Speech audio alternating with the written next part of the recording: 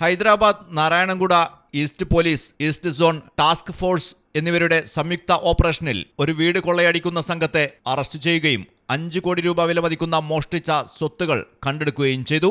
നാരായണഗുഡ police സ്റ്റേഷന് പരിധിക്ക് സമീപമുള്ള ഒരു വീട്ടിൽ ഉടമയില്ലാത്ത സമയത്ത് 3 പ്രതികളും മോഷണം നടത്തിയതായി പോലീസ് പറയുന്നു.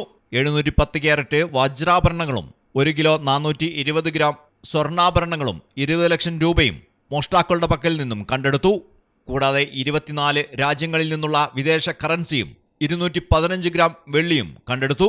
നാരായൺഗുഡ പോലീസ് സ്റ്റേഷനിൽ റിപ്പോർട്ട് ചെയ്ത ഏറ്റവും വലിയ മോഷണക്കേസാണ് ഇതെന്ന് Hyderabad city police commissioner CV Anand പറയുന്നു.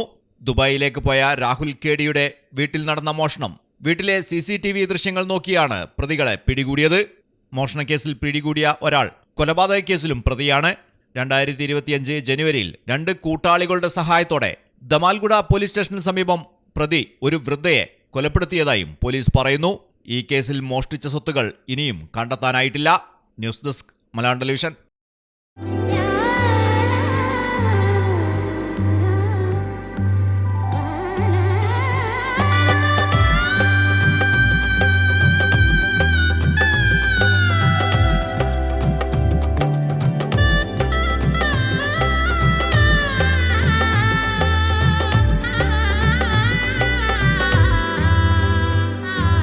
Celebrate the moments of colors. KMT Silks, Perindalmanda, Kottakkal.